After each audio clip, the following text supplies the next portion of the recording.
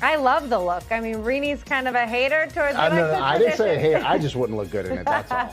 that color, I mean, that is what their brand new locker room looks like from head to toe.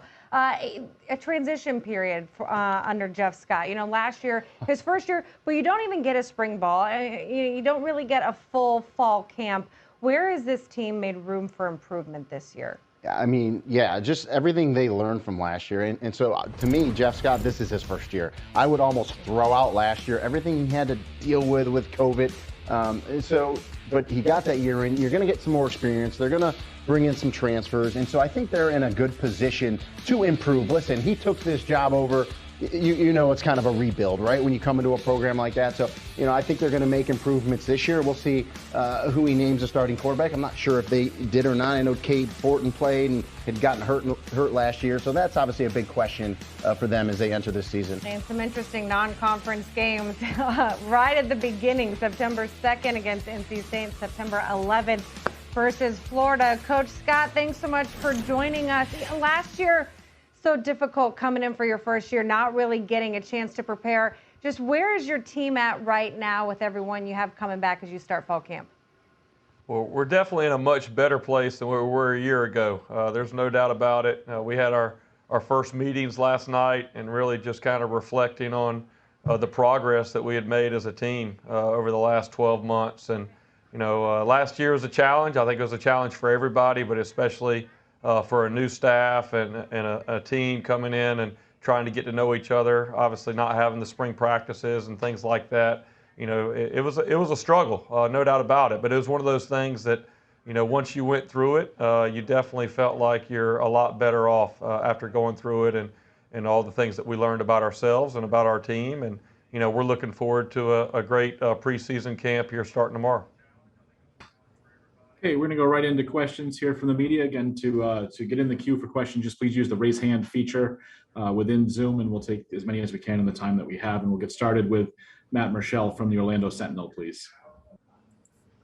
Jeff, I wanted to ask, is there any sort of message that you're giving your team going into year two? And also, did you change anything, maybe how you approach the coaching way going from year one to year two based on everything that happened? Yeah, I think the biggest message for our team is, listen, hey, embrace where we are right now. The only people that are going to be able to change it are the guys on the team, right? The guys in this team room, the coaches, and you're not going to be able to change it just by, you know, having a bunch of conversations or motivational speeches. It's really going to be about the hard work that has to take place on the practice field and just really buying into the fundamentals and the details and things that we're asking them to do.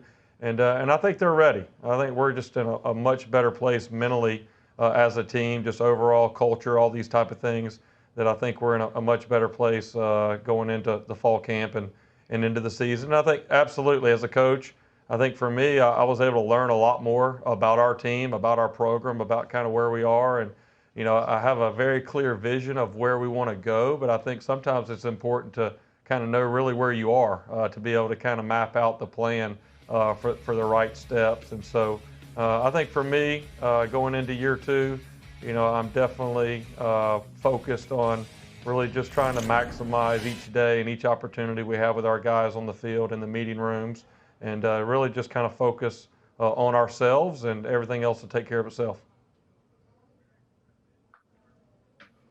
We'll take the next question, please, from Dan Tortora, Wake Up Call DT. Coach, coming from Clemson and your time with Dabo Swinney, just what you can say you took from him as a leader and what Coach Swinney has meant to you on and off the football field. Yeah, absolutely. I mean, the 12 years that I spent with Coach Swinney is just invaluable. I think there's a lot of things that I learned from being around him and watching him build the culture that he has built right there at Clemson. I would say the biggest thing that I've learned is, you know, it starts with the people. It starts with your coaching staff and being sure you have a staff around you that believes in the same things as far as developing the culture and how we're going to do things. And then I think the next thing is really just changing the way that your players think and really getting them to believe in what you're doing and really kind of create a culture that is very unique. And I think that's really what I spent the first 18 months here is really trying to develop an attitude of belief, develop a winning culture in our locker room, and just how we do all the little details. And that's probably the biggest thing that I learned is that stuff comes before the winning on the field. And I was able to see that, and as he kind of installed that his first 2 years as the head coach, and then all of a sudden year 3, we really kind of took off and never looked back. Coming from Clemson and coming from Coach Sweeney has that clout. What can you say about the recruiting trail? And as you're trying to build, like you said, these 18 months, what are they taking from you? And are you able to utilize that time there to help in recruiting to get the right people that you're looking for in the program?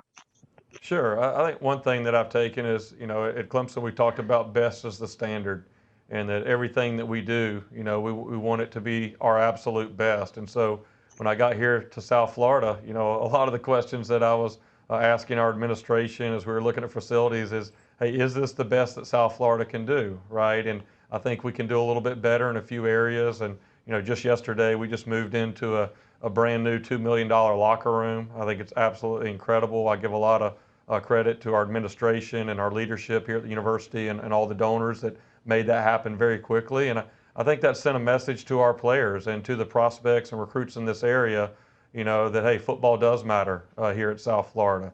And, we're on the way up. And I think that message has been kind of spread a little bit in this Bay Area and in the state of Florida. And I think, you go back again to the beginning years that Coach Sweeney was at Clemson, all of a sudden the new facilities, he just really kind of breathed some life into a program that maybe had been a little bit dormant a few years before he took over. And hopefully I'm able to bring that same energy here to South Florida. Thank you, Coach. I appreciate it. Thank you. The next one, we'll go to Kelly Quinlan from Bulls Insider, please. Hey, Coach. I was just curious about your running back situation. It's obviously evolved a lot from the spring. You have 2 new guys, and Mangum and Powell that came in, and just overall kind of what your expectations are from that group to get more production to kind of help your offense, because obviously that was a big part of what you did at Clemson.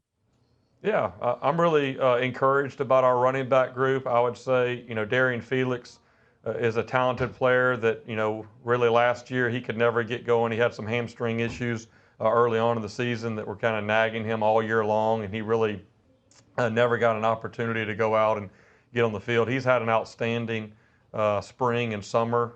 He's in great shape. And then also, just like you said, some of the newcomers that have come in, Jaron Mangum, and then K'Wan Powell is a true freshman, 205 pounds. And I've gotten really good reports on both of those guys. And then Kelly Joyner for last year, that was one of our starters. I really feel like those 4 guys are going to have an opportunity to have big roles for us. And I feel overall that room is going to be much improved from maybe where it was a year ago. We'll take the next question, please, from Will Turner from Bulls 24/7, please. Coach, Brad Cecil mentioned this yesterday when he talked, about the little things, and you mentioned it just a little bit yesterday and today.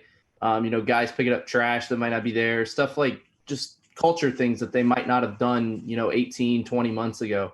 What have you seen in that terms of, guys doing the little things specifically that, you've noticed and kind of liked over the last year or so?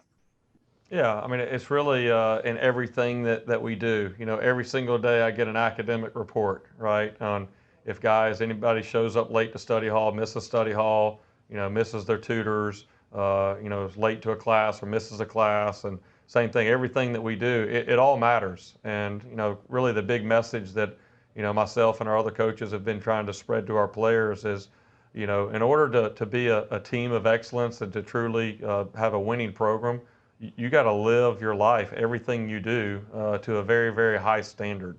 And so, that I think sometimes it's easy to think that, what I do on the practice field or game field is the only thing that matters. And really it's, how you do anything is how you do everything, right? And I mean, it's for how you dress, going out to practice and workouts and how you showing up on time. I think for me, a big sign was just, hearing about the player-led practices this winter and this spring and this summer.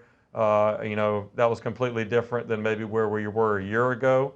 And I feel like, I've told our teams that, the best teams that I've been around, the leaderships really take ownership of the team. and really kind of get everybody together and go out and do things together when maybe the coaches are not allowed to be around. And I've seen a lot of progress in that, and really just seeing the majority of the team and especially the leadership buy in to really maximizing all those details.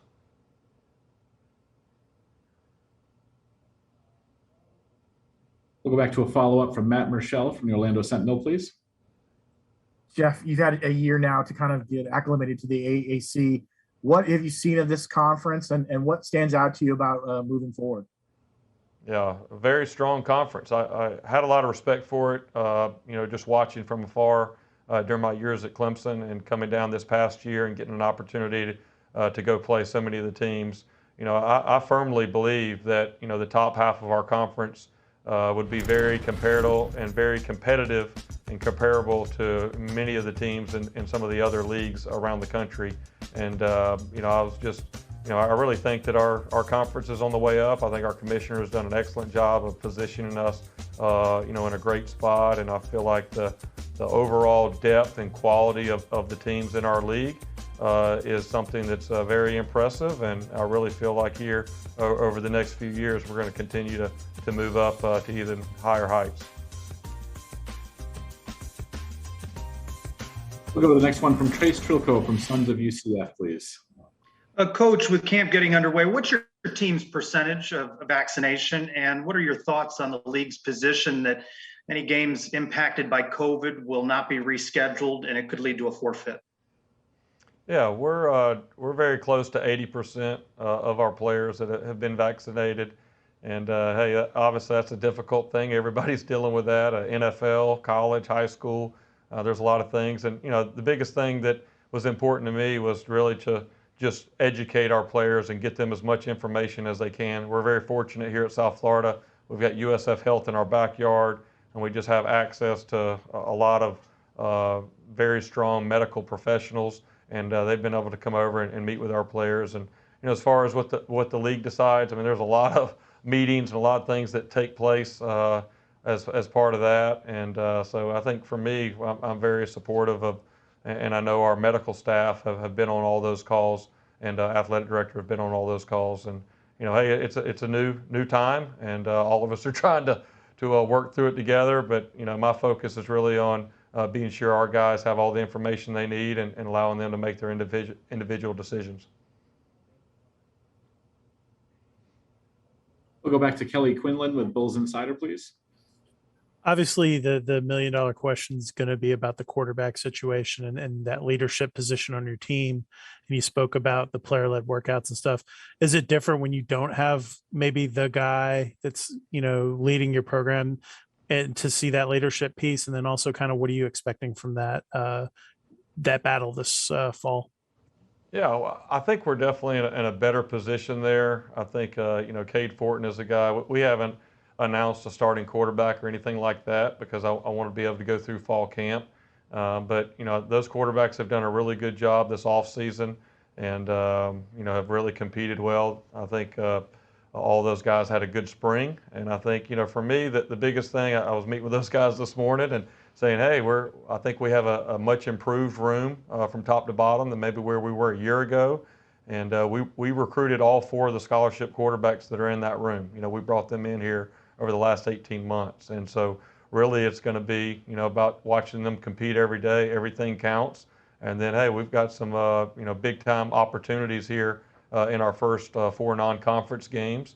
And we'll see how they go out there and compete on the field. And ultimately the goal is for one player to stand out, become our starter, and let our team really kind of rally behind them for the rest of the year. And that's definitely a goal before we start conference play.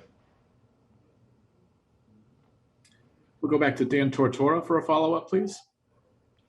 Coach, conference realignment has obviously reared its head before, and it's doing it again right now. Just what you are seeing with Oklahoma and Texas making this movement and what it could mean for college football and how you assess it now that you have just, a few months ago jumped into the AAC. Yeah, well, the first thing that I've realized watching it all is, there's not one person in charge, right? That's the thing that probably makes it more difficult than, something like the NFL, right, where they have a commissioner and they have the head of the players union. In college football, there's not one person in charge of all these decisions. So, it could really go a lot of different ways. I think for me, I've been very pleased with, the direction of the AAC. I think our commissioner is a forward thinker. I think he's working extremely hard to do whatever he can to best position our conference for whatever turns this realignment takes. And I think specifically for us here at the University of South Florida, Michael Kelly, our director of athletics, he spent 6 years working as the one of the assistant commissioners at the ACC, and then also 6 years working at the college football playoff. So he has a lot of relationships, a lot of connections, and I think he has a really good background for maybe the new climate that we're entering. And I think the last part of that is, the best thing that I can do is help our team win and be successful and really improve our brand. And I don't think there's going to be any decisions made here in the next week that are, going to be permanent for the next 40 years of college football. I think we're going to see here over the next couple of years, there's going to be a lot of changes. And really my priority and our team's priority is to do whatever we can to win games and best improve our brand here at South Florida so we can help continue to improve our conference. Thank you, Coach. We'll go back to Will Turner, Bulls 24/7 for the next one, please. You mentioned building the brand, and one heck of a way to build the brand is the fact that you have a primetime Thursday night game to start, a primetime or a nationally televised game right after that in Florida, and then another Thursday night game against East Carolina later in October. When you look at those 3 games on the schedule, obviously, every game is important, but those 3 games are nationally televised. How big is that for having 3 nationally televised games in year 2 of this regime, as opposed to maybe having them in year 1? Yeah, I definitely am glad that we have the opportunity to have those games this year, and we've had a lot more time to get everything settled and get our guys prepared. There's no doubt it's going to be exciting. Our players are excited about that. I think for where we are right now as a program, yes, it's great that we're getting some great exposure on TV and the brand. And I think for me, it's more about how we play in those games. I think it's one thing to play in the game. It's another thing to play well. And so I think for me, our focus here over these next 25 practices is to do everything that we can to prepare us for that moment, right? The best of the best, they seize the moment, they seize the opportunity. And we're going to have some special opportunities ahead of us this year. And it's my goal and our goal of our team that we're ready for those opportunities to maximize everything we can. We'll take one more from Trace Trilko, please. Coach, the AAC released its preseason projections. Your team projected 11th. What are your thoughts? Well, my thoughts on that are, that's where we were at the end of last season, right? And that's where a lot of the projections coming from last year. And, my message to our players is, hey, it is what it is. All right, we got to embrace it and we got to attack it and we got to go work each and every day to improve where we are. I'm very confident that we have a lot of positive things going on, and I'm confident that if our guys continue to work hard, that we're going to show a lot of progress this year. And ultimately, just like 2 years ago, we were telling our guys at Clemson that those preseason polls don't mean anything. That's kind of my message to the guys last night. I showed them that we're, picked preseason last in the conference, but really the one ranking that's going to matter the most is going to be what that final ranking is. And what's going to determine that is the work that they put in and energy that they put into this fall camp and season that we have ahead of us. Coach, thank you so much for joining us. Looking forward to watching you guys open the season here shortly. Great to be with you. That was head coach Jeff Scott. Rene, the biggest question they have right now is at quarterback, and he mentioned the 4 scholarship options.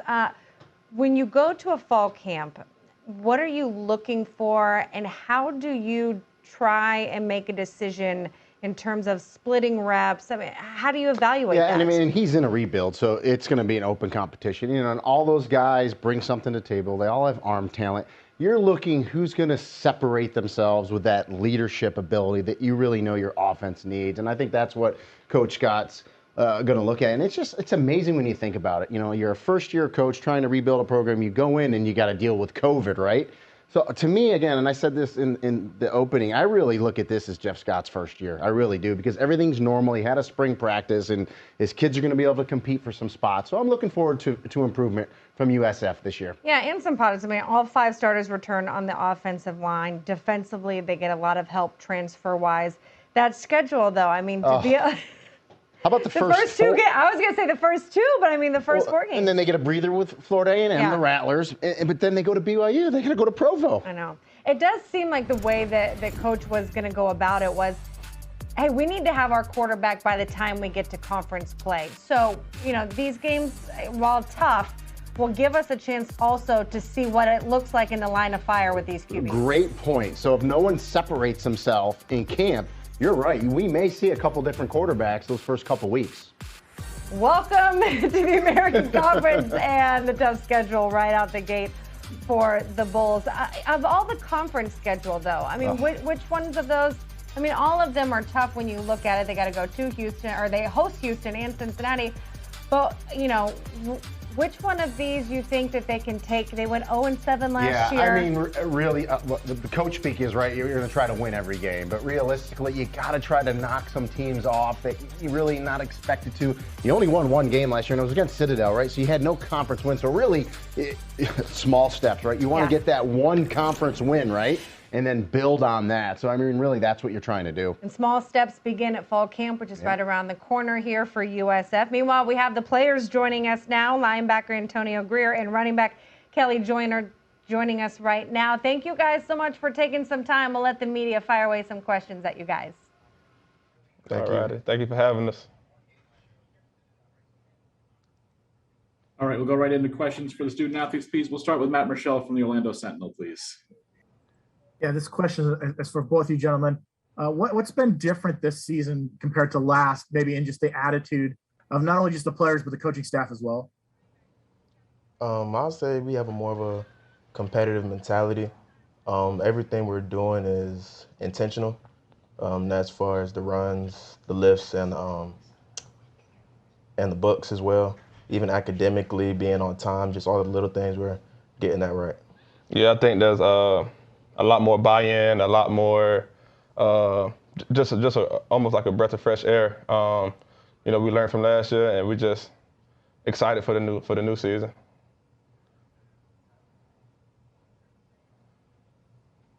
We'll go next to Dan Tortora, please. This is for both of you as well. Head coach Jeff Scott, just what you can say about the atmosphere around the program with him as the leader, just what type of environment he brings to South Florida. I'll say the environment he brings is very energetic, is very fresh, as Meech just said, a breath of fresh air maybe. You know, we had a few ups and downs. I mean, I've been here since 2017. We were winning at first. We began to trend downwards, but the energy he's bringing is definitely a change. Yeah, I would also say, like, family atmosphere. I mean, sometimes he has his kids around, the coaches, they get to bring their families around. Just, like I said earlier, just like a breath of fresh air, new facilities, as y'all might know, just everything new. One thing that he said in our meeting yesterday, it's a new day. And so, you know, we're learning from the past, you know, it's over. And now we're just super excited, super stoked for the future of this season and for the seasons next to come. And then thoughts on name, image, and likeness from you both, just what you know about it and what you think about the opportunity that's in front of you. Name, image, and likeness is definitely a great way to get players' name out there and allow us to make a little bit of change on the side. I think it's a great opportunity, honestly. I wish they could have done it earlier, but we're here now. Honestly, I don't see anything wrong that could go with it, but we'll see in the future. Yeah, I think it's, you know, just to piggyback off what Mekhi said, I think it's great for, you know, for college players to make money, but also to expose their brand and to build their brand outside of just football. You know, a lot of people have, you know, talents and things that they like to do besides just playing football. And I think with the name, image, and likeness, with that law being passed, I think people can really expound on those things that they love to do outside of just football. Thank you, gentlemen. I appreciate it. And again, we're joined by offensive lineman Demetris Harris and defensive back Mekhi LaPointe. We'll take the next question from Kelly Quinlan from Rivals.com, please. Hey guys, I was just curious, both of you, how different have the summer workouts been, and just having sort of the normal prep once again, but also just Coach was talking about the buy-in level from the players and the player leadership level. How different is it from maybe 2 years ago? It's been a good change. I say that. I wouldn't say it's too different. We've always had pretty good leaders around here, but as far as the workouts go, I know we've been running a lot. That's not an understatement. We've been really running our tails off. As far as workouts go, it's been a good workout with our new strength coach, Coach Artist. Yeah, I mean, it's a great new, fresh energy, like I said before, even with the strength stuff and the player leadership. I believe it's been very efficient, I'll say, and very consistent. So I feel like that's going to help us this season. Yeah, I think just that breath of fresh air, the workouts. I mean, it's college workouts. Everybody works out hard, but I think just the buy-in. I think people get tired of losing, so people want to change, and that change starts with us. It starts with the leaders, and then it feeds into the juniors, to the sophomores, to the freshmen, and then eventually, once everybody buys in, we'll start seeing the results that we want to see. And we'll go next to Will Turner, please, from Bulls 24/7. Demetris, this one's for you. You guys return all 5 starters on the offensive line. Obviously, we talk so much about how Brad and Dono have been there for so long, but you get 2 seniors for their 6th year back in Jarrett Hopple and Wiggs. Just how fun is it going to be playing with that entire offensive line, and just how much of it is it a relief to have all those guys back for another year?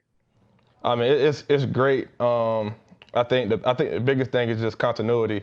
I've been knowing these guys. I came in 2017. Wiz came in 2016. Hopple and Brad and Donovan came in 2018. So I've been knowing these guys for 3, 4, 5 years. We grinded together. We won games together. We lost games together. We sweated it out. So I think just having that continuity. Having those saying guys, like, I know what pisses Brad off. I know what gets Donovan going. I know what it takes for Hop to get going. I know how to get myself going. They know how to get me going. I think that's great. And then when it comes to the games, I think it's going to be even better because we had that experience. We've been together in the trenches for so many years. I think it's going to be it's going to be something special this year for sure. And then to follow up real quick with Mekhi, same kind of question, but you've had a lot of turnover in that secondary, especially towards the end of last season. A lot of guys hurt. You lose KJ, you lose Mike, but you gain Will Jones, you gain Christian Williams. You get some guys in from transfers. What is the biggest challenge for you as an upperclassman having to play with some new faces? I wouldn't really consider it a challenge. It's more just of an opportunity is what I look at it. But as far as maybe a challenge would go, I would say the playbook, trying to get everybody up to the playbook. They weren't really too far behind as far as conditioning and workouts go. I'm not really worried about that. Everybody's good athletes out here, but definitely the playbook is something everybody would have to get down.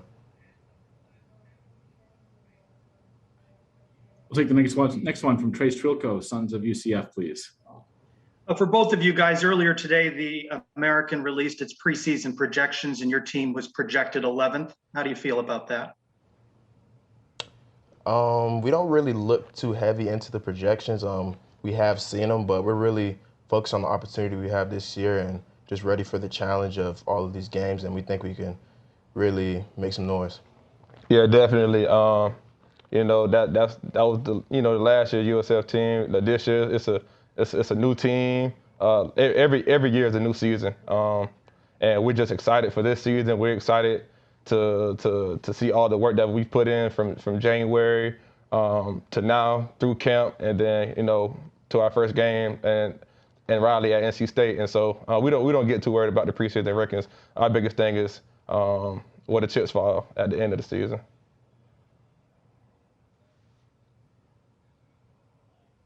And we'll go back to one more for Kelly Quinlan, please, from Rivals. you guys both got to see the new lockers and the new players lounge and all that. And just kind of what were the emotions of getting to see that stuff and the seeing the kind of upward rise with the facilities in the program right now?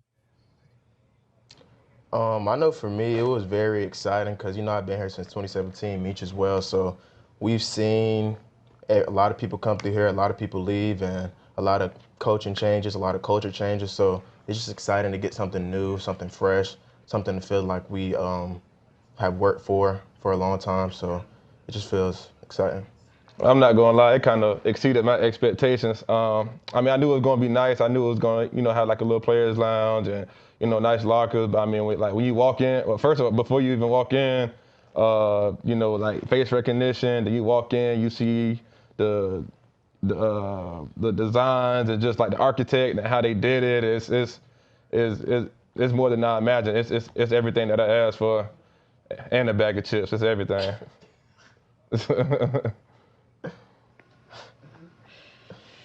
Thank you guys so much for joining us. That locker room's got to be nice to go to after running in that Tampa heat. Definitely. Definitely. Thank you guys. All right, thank you for having us. Thank you.